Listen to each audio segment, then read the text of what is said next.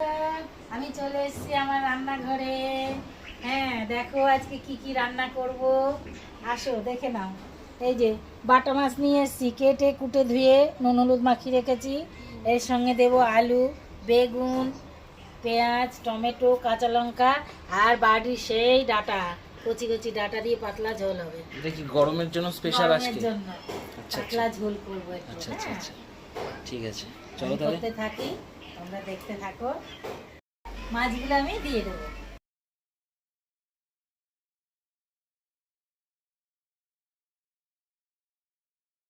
ভাজা হয়ে গেছে। বাহ, মচমচে ভাজা তো। হ্যাঁ হ্যাঁ, ও একটু কড়া করে একটু ভেজে নিলাম। এই আলু বেগুন তো কালো জিরে দেবো। ও আর কালো শুকনো জিরে আর লঙ্কা শুকনো দেবো। লঙ্কা, বাহ বাহ বাহ। আলুটা দিয়ে দেবো, পেঁয়াজগুলো দিয়ে দেবো, টমেটোটাও দিয়ে দেবো।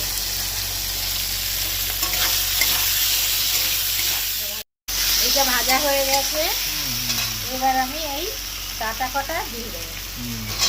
বাও বাও বাও বাও বাও। কাঁচা লঙ্কা কটা দিয়ে ও দেবো। সেই লঙ্কা, মানে ঝাল ঝাল টাইপের হবে। হ্যাঁ হ্যাঁ, লবণ দিয়ে দিলাম, হলুদ দিলাম।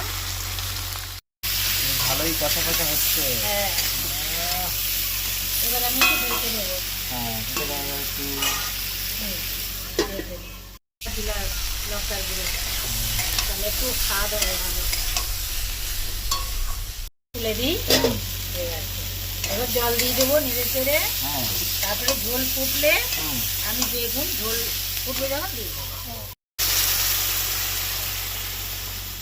তুলে দিই, ফুটছে। ঝোল ফুটে গেছে।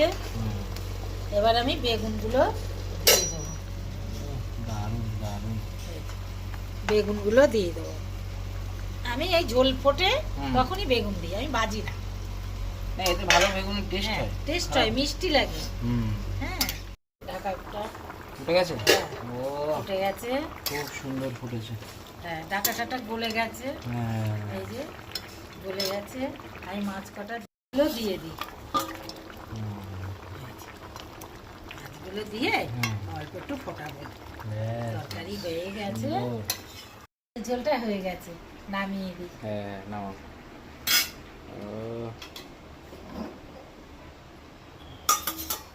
পাতলা করে মাছের ঝোল করেছে ডাটা দিয়ে। হ্যাঁ ডাটা দিয়ে।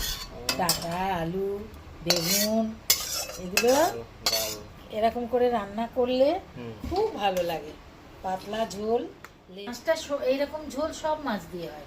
রুই মাছ দিয়ে হয়, কাতলা মাছ দিয়ে হয়, পার্শে মাছ, ট্যাংরা মাছ, এরকম সবজি দিয়ে সব মাছ খাওয়া যায়।